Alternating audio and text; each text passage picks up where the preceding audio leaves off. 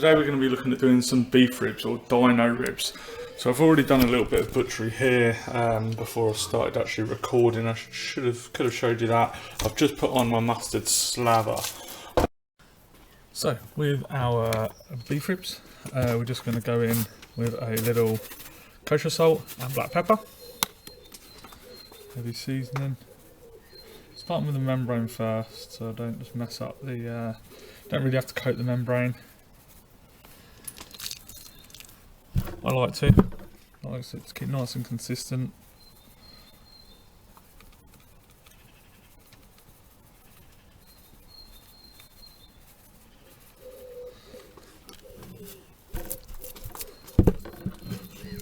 Make sure we get the sides.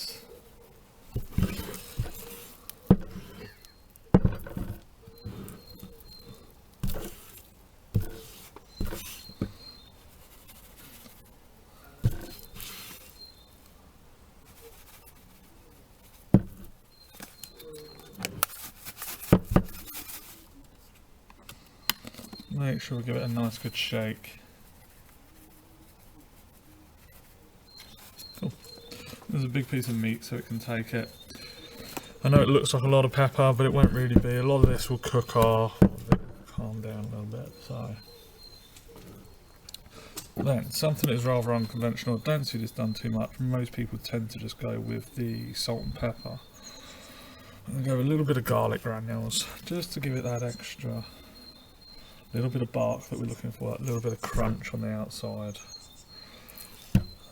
Plus I love garlic. I mean, what's there not to like about garlic? Love it. Right. So, there we are. Ready to go onto the smoker. So we've got the smoker sitting at about 300 degrees. That's Fahrenheit. We're going to go with a large end pointing towards the fire, just because that's going to be the one that needs a bit more cooking. I'm going to put it far away from the fire, and that's it. I have got a water pan in there as well with just some water and a little bit of apple cider vinegar. So we're going to come back in a little bit, probably just leave it now for a few hours and see how we get on.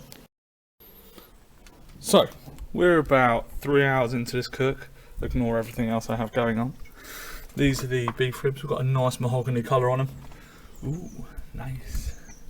Starting to get a little bit moist at the top here.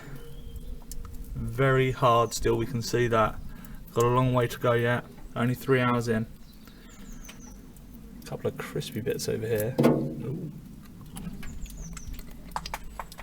Starting to get a little bit of pullback on the bones over here, which is good. A little bit from this side as well. This is the other bit that I took off of the beef ribs. Very nice. Massive. Not seen one like that before. So, only 3 hours in. We're using cherry wood. Our fire's over here. Smoking away, nice blue smoke. Coming over. Coming out our chimney here. So we'll come back in a little bit and see how we're getting on.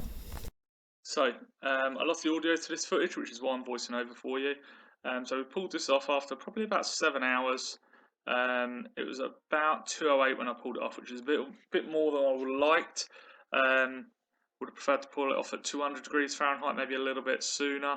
But as you can see, still nice and tender. Got that real sort of cushion to it. A lovely sort of bark that we got on there from that nice pepper. We couldn't really. The flavour was amazing. We had people over, rested it for about an hour and a half. But I would have done more. But no, it turned out okay. It was quite nice, very flavoursome. So there it is, guys, beef ribs. It was about a 7-8 hour cook or so, I think, all in all. Definitely made some errors in there. Took it to 208, 2010. Shouldn't have done that. Got a bit sort of waylaid. I should have pulled it off at around 195, 200 tops. I think if I'd have done that, it would have stayed nice and juicy. But, you know, it's all about the experience and learning. I enjoyed the cook, had my challenges on the way, including my first grease fire, which was fun to deal with. But no, hopefully like and subscribe, and we'll get some more content out to you soon. Adios.